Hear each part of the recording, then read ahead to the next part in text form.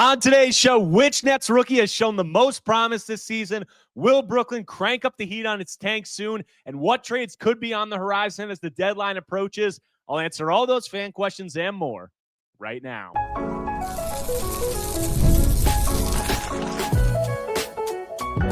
You are Locked On Nets, your daily Brooklyn Nets podcast. Part of the Locked On Podcast Network, your team every day.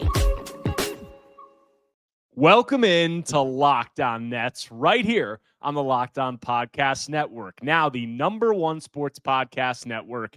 It's your team, the Brooklyn Nets, every single day. I'm Erik Slater, Brooklyn Nets beat reporter for ClutchPoints.com. Thank you for making me your first listen of the day. The show is 100% free on all those great platforms. Today's episode is brought to you by FanDuel. If you want to be right in the middle of the action this season, visit FanDuel.com and place your NFL live bets all season long. And on today's episode, it's Fan Take Friday. I took questions and takes from Nets fans on a wide range of subjects.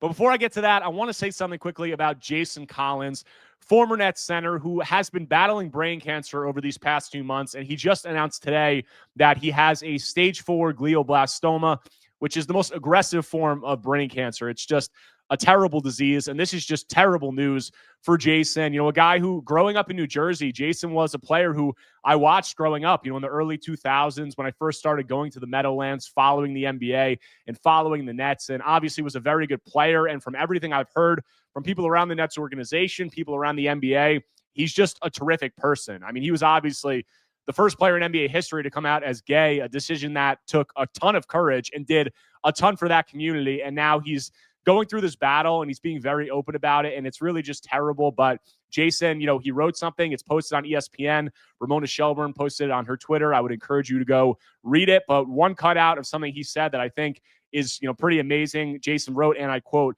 "The average prognosis for my disease is only 11 to 14 months. If that's all the time I have left, I'd rather spend it trying to course a treatment that might one day be a new standard of care for everyone. If what I'm doing doesn't save me, I feel good thinking that it might help someone else who gets a diagnosis like this one day.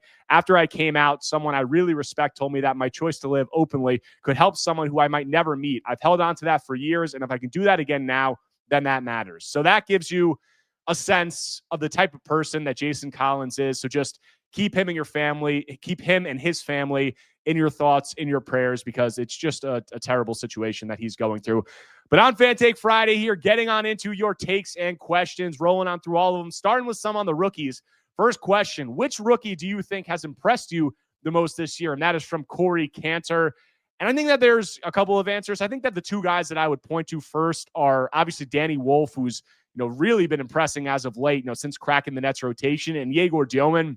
And I'd say that Wolf has been the most impressive, but that wouldn't be that surprising to me because he's 21 years old. He's 2 years older than all the rest of these Nets rookies. And I thought that he did have some skills that were, you know, more NBA ready than some of the things these other rookie guys have. But even with saying that, you know, Wolf has been extremely impressive to me. And I think that the way that his skill set has translated has been, you know, really encouraging, you know, through these first 5 games. I mean, you look at these first 5 games that he's played extended minutes, he's at around 13 points, 5.6 rebounds, 2.6 assists, 47% from the field, 46% from three. I just did a full episode on him with Lucas Kaplan, so go check that out. But he's just really impactful. I mean, the Nets are actually winning his minutes over these last 5 games, and he's playing for a second unit on a tagging team where that shouldn't necessarily be an easy thing to do. And you just look at the things that he's been able to do offensively, the way that he can play. I mean, he can do so many different things. He can play, obviously, you know, he's been playing the 4 or the wing. He can also play center, you would think. And there's just so many things that you can do with him.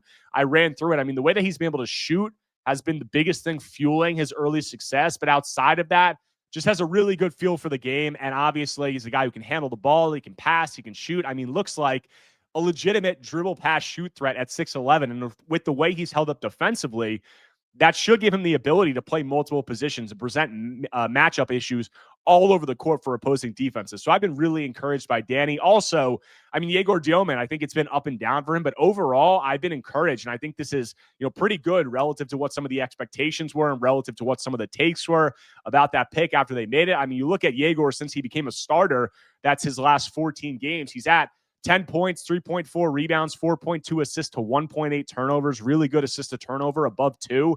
And he's at 40, 36, 90 shooting splits. So those are pretty good numbers. You look during that span, these last 14 games, Yegor and Derek Queen are the only rookies averaging 10 points, 3 rebounds, and 4 assists during that span. So I think it's been encouraging. I think that the shooting has obviously been a revelation because that was a major question mark. And a lot of the bust potential that you probably saw with Yegor was tied to his, the question mark surrounding him as a shooter. And he's answered that. I think it's safe to say at this point that he's going to be a good shooter at the NBA level, it seems like. And that's going to, give him a floor as a prospect. Now the ceiling is going to come down to, can he develop as an on-ball threat? Can he do some more things to get downhill? Can he make some of these live dribble reads? I mean, I asked Jordy Fernandez about Yegor taking care of the ball the way he has, which frankly has been a surprise to me. I mean, Yegor's over a 2 assist to turnover rate, which is very good for a rookie. And Jordy said Yegor's been one of the best in the NBA at finding the 3-point line. But the next step is going to be connecting on some of those lobs, hitting some guys on backdoor and 45 cuts and doing some of those other things. So that development, his ability to create advantages, and also his defense, that coming along, all of that is going to play a role in his ceiling. I think that his development physically is going to play a huge role in that. But I would be, with the shooting giving him a floor and some of the other things that he has been able to flash. I mean, he's been getting downhill more and being more aggressive, although the consistency isn't fully there yet. I think that it's all really encouraging. So that's what I'm seeing with those two. And talking about the rest of the rookies, next question. Realistically, which of the Flatbush 5 will be viewed as successful picks in 5 years? I think Yegor and Danny have starting role player upside, where Drake, Nolan, Ben feel like they're low-minute rotation players. All are good players, not trying to be negative, and that's from Kimball Prime. And I just talked about the first two guys. I mean, which of these 5 will be viewed as successful picks in 5 years? I think it's a little bit early to say. I think that all of them have shown promise. I think the guys that have shown the most promise are, Yegor, Danny, and Drake. I think those three. And I hit on Yegor and Danny. I think both of those guys have, starter level upside in the NBA. Could it go higher than that? We'll see. But I think starter level upside is pretty good for where those guys were picked. And then you look beyond that, Drake is the next guy who I'd say has a pretty high floor, it seems like. I mean, he's shooting well from threes, around 36%, albeit on low volume, but he's also shooting 57% on twos, and the on-ball creation and some of the stuff that he's been able to do, getting downhill, shooting a really efficient percentage on mid-range jump shots, all of that stuff. Like, he has a little bit more to his bag than you thought going into the draft. And that lack of, the lack of things that he did at North Carolina was a big reason that he fell down a lot of boards. So that's been good. And then the athleticism and the defense have popped as I expected. So if Drake can shoot at a respectable level, which it seems like based on, the numbers that he put up in high school, his freshman season in college, and now it seems like he'll be able to do. And then if he has a baseline of skills on the ball that you can build off, where, it's early, but it looks like he does. If you couple that with the athleticism and the defensive potential that he has and the way that he'll be able to play in transition offensively when the Nets get a little bit better and have more ability to do that, all of that should lend itself to a high floor player, and there could potentially be some upside there. We don't know. I mean, Drake is only 19 years old, like a lot of these other guys. So he's another guy who I think has a really good chance to be a successful pick. And then going beyond that, you have Ben and Nolan. And I mean, Ben, it's been up and down. He's obviously had his struggles when he's come up, but over these last 5 games that he's played in, I think it's looked, decent. It's looked good enough for me. I mean, the advantage creation and passing has shown up. He's taking threes at a high rate while he's not making them, and a lot of them look ugly. Taking them is the first step in that battle, and he's clearly bought into that. I mean, he's going to have to improve as a decision maker, the in-between game a little bit, developing the three-point shot, all of those things. But for where the Nets got him at 26, I think the ability that he's shown to create advantages against some NBA-level defenders, that's enough of a reason to take a guy at that spot. And I think that it has been encouraging enough where I think the Nets can, play it out, and they're going to see what they have in him. So we'll see. And then beyond him, I mean, Nolan is a story right now because the Nets just recalled Nolan from the G League today on Thursday, and it looks like the Nets are playing, the Dallas Mavericks Friday night. They're coming back into the action, and it looks like Nolan's going to have, his first extended NBA audition of his career. I mean, the Nets brought him and Drake up, and they left Ben back down in the G League. So you bring Nolan up, it looks like he's going to have a shot, and that's because he's been killing it in the G League. I mean, over Nolan's last 9 G League games, he's at 21 points, 3.4 rebounds, 7 assists to 2.9 turnovers. He's shooting 53% from the field and 53% from three. So that's really encouraging stuff. I mean, Nolan looked pretty rough in the preseason games in his first few games with Long Island, and he's just done a complete 180, and the confidence just looks night and day, and he's been able to do a lot of stuff there. I mean, the three-point shooting over Nolan's first 4 preseason games and first 4 G League games, so you combine those together, he was shooting around 18% from 3 on 2.2 attempts per 36 minutes. Now, over these last 9 games, he's at 56% on close to 6 or 7 attempts, 5 or 6 attempts, per 36 minutes. So that's a massive turnaround. Is he going to shoot at that level forever? No, but I think that, his landing spot is probably somewhere in between those two numbers. So if he can be a good 3-point shooter and he can develop some physically, he has that speed and some of those tools, good length at the point guard position. I think that that's really encouraging. So all of these guys, I think that, this rookie class was clowned a lot by, when Sean Marks in this NBA and this Nets front office turned it in. And I think that, I understand why some of the people had the viewpoints that they did, but you never know. I mean, we still don't know. Like, these guys look promising. They could all turn out not to pan out, but it's early. And I think the early returns that you're seeing on these guys are very promising. And I think that they all have chances to turn into successful NBA players. And when you have 5 of those guys, the chance is a few of them are going to hit. So I think a really good start with this rookie class. A few more questions on the rookies. Do any of the Flatbush 5 make an all-rookie team? That's from Andy Bankin. I mean, I think the only 2 that would have a shot are Yegor and Danny, just based off of Yegor's expansive role that he's had, based on the production that Danny has had early on. If he continues to see an expansive role, Danny might actually be the most likely, because you don't have to reach, from what I understand, you don't have to reach that 65 game limit that you do for the other awards to make all rookie. And if Danny has a consistent role for the rest of the year and he's able to average, double-digit points with, rebounds and assists on good efficiency or decent efficiency, like, that's all rookie material in this class. So I think he has a good shot. And Yegor, I said the stats with Yegor since becoming a starter. He's at 10, 3, and 4, good assist turnover ratio. If he can get downhill and do some more things, as an on-ball creator and have that, aggressiveness, be a little bit more consistent, I definitely think he has a shot. So Danny and Yegor are the 2 that I would say. Last question on the rookies before a quick break. On the Danny episode, you opined about Danny's best position. I argue that for any player, you are who you can guard. Not only is Wolf best at center, Jordy should eventually start him and Claxton, a small big, together with MPJ. Let Wolf guard the biggest player, not Clax. And that's from D-Rock.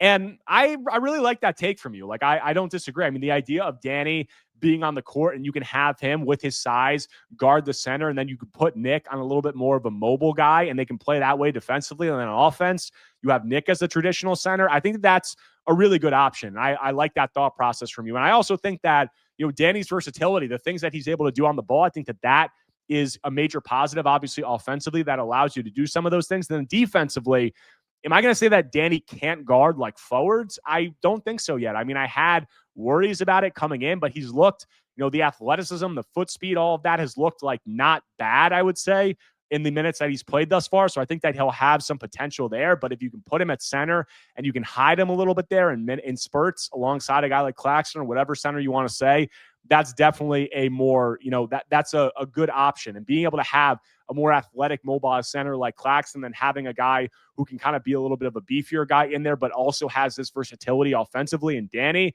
that could be a really good combo moving forward. But Danny's versatility overall is going to be a weapon. And I think that it's going to be really interesting to see how the Nets utilize him moving forward. We got a lot more questions from Nets fans and takes, a lot of them about the Nets tank situation. They've fallen in the draft lottery standings. Are they going to crank up the tank heat to get back where they want to be? I'll give my take on that when I continue Locked On Nets after a quick break. Guys, it's 2025, almost 2026. And those days of waiting for something to become a full-blown emergency before you see a doctor, they're over. No more walking it off for 6 months. No more pretending that weird shoulder stiffness is just sleeping wrong. It's time to take your health seriously, and ZocDoc makes that easier than ever, because staying healthy is more than just hitting the gym or eating right. It's about actually getting things checked out when something feels off. Using ZocDoc makes scheduling easier. Search for in-network doctors and book right in the app. Real appointment times are listed, including same-day visits. No more back-and-forth phone calls or waiting to be seen. So stop putting off your doctor's appointments and get the care you need. Go to ZocDoc.com/LockedOnNBA to find and instantly book a top-rated doctor today. That's ZocDoc.com/LockedOnNBA. Again, ZocDoc.com/LockedOnNBA.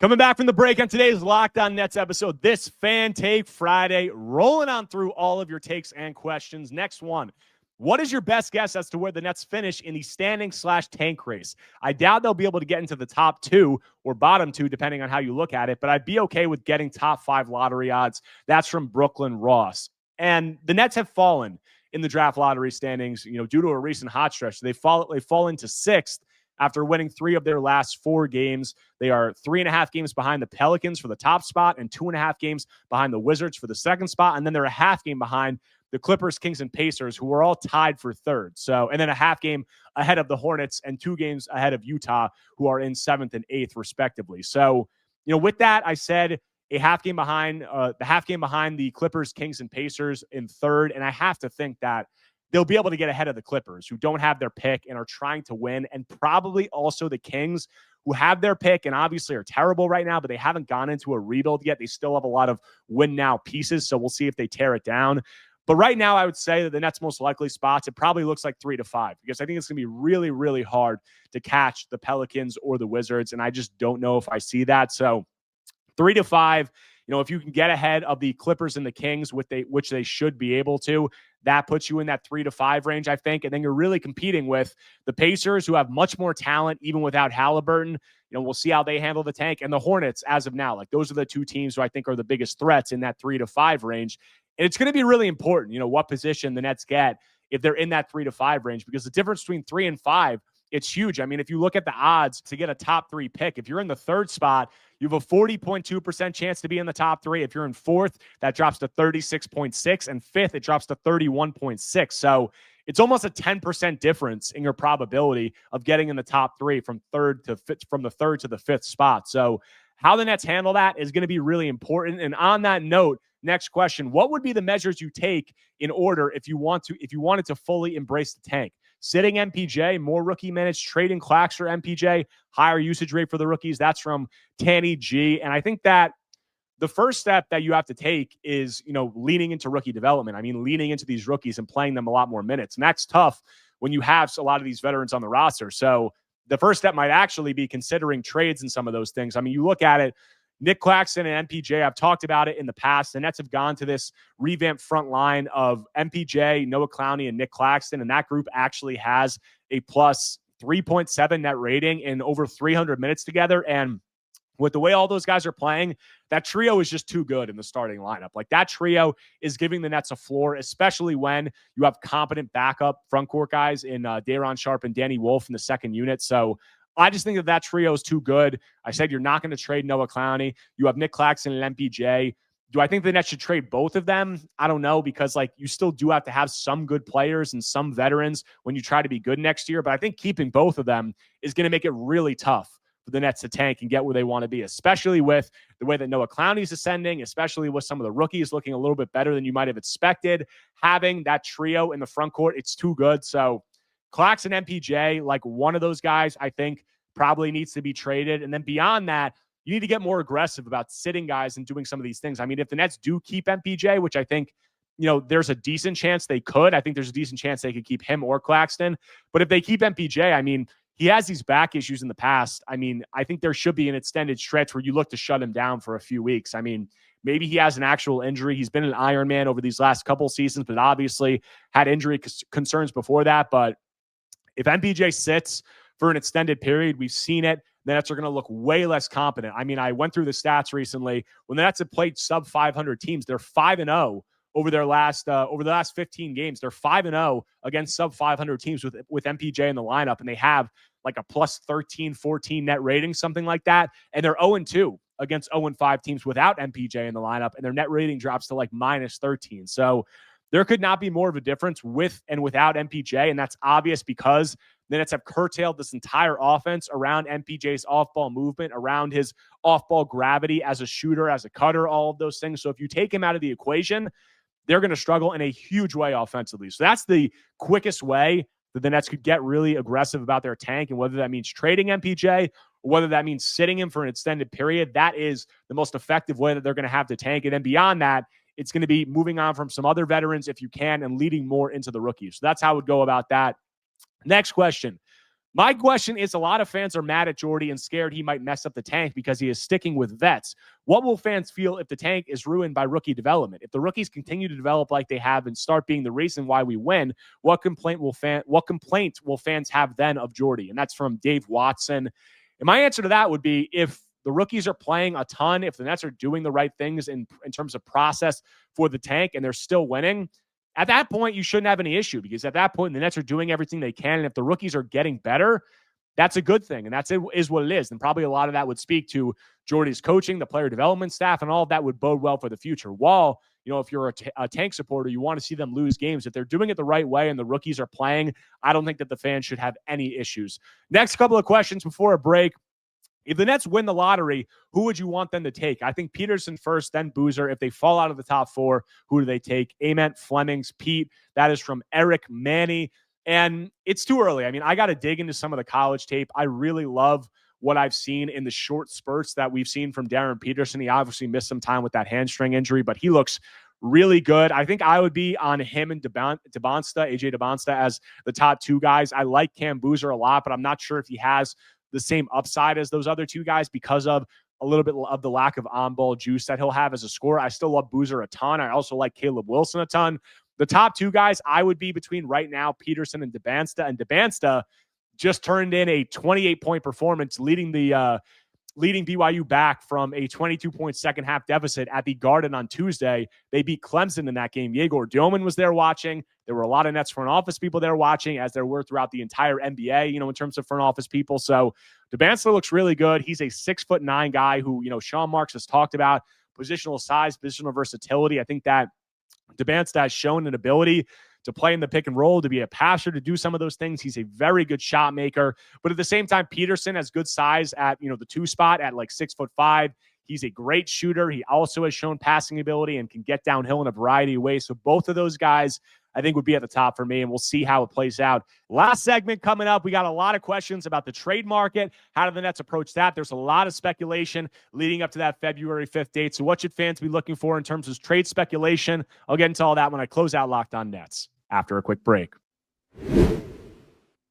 New year, new systems, and this is the time when a lot of us look at the messier parts of running a business and think there has to be a better way. And there is. Today's episode is brought to you by Quo, QUO, the smarter way to run your business communications. If you're ready to make your workday smoother and keep customers connected without the headaches, Quo makes upgrading your setup easier than ever. Guys, a streamlined system makes such a big difference when communicating with customers. Having calls, texts, and voicemails in one clean view keeps everything organized and helps you stay responsive. And being able to share one team number makes it so much easier to make sure nothing gets missed. So make this the year where no opportunity and no customer slips away. Try Quo for free, plus get 20% off your first 6 months when you go to quo.com/LockedOnNBA. That's QUO.com/LockedOnNBA. Quo, no missed calls, no missed customers.